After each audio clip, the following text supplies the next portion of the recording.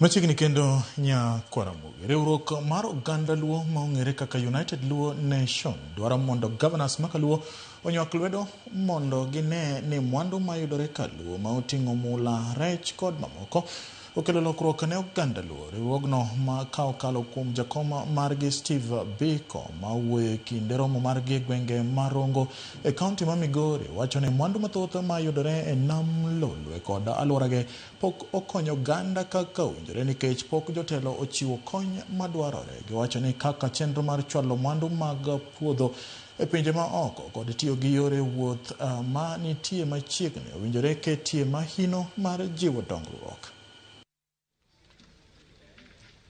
Adiera makende resources ma wan godo kaka Luo Nyanza ok osebedo tigo maber.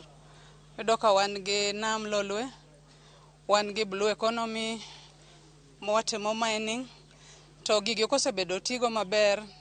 Koro wakwayo kaka Mwan Luos United ni mondo wariwre gi jotendwa mantiere machiegni e Luo Nyanza mondo gikonywa mondo mi nyithindwa kata jowetewa mantiere gi pek nyalo yudo konyruok. Weche mag telo pod ok gidhire kaka dwarore, gidok chien, to wanyalo kwayo ni jotendwa, governors, MPs magwa mondo gimak lwet jogwa.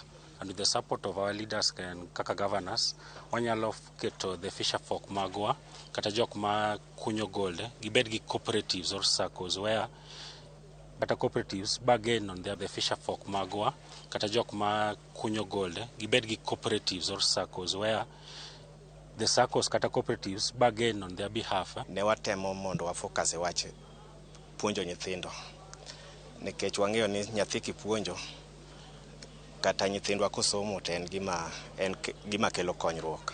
Twaparo ni kwanyalo chako kata pidho maua kaito watero oko nyalo konyo nikech wantiere gi paw ndege ma bende ok watigono maber. Aneno ka sani en mana ni kia Nairobi to kata Mombasa to nyalo chopo Kisumu, but other than tiyo kode kamano wanyalo neno ni kwanyalo timo gine, kwanyalo bedo gi some serious businesses. Sani do ka Luo Nyanza wa consume mawacho ni kapo ni jogot odhi ng'anyo to gikelonwa waru kata ukelonwa kata chak to we are stranded.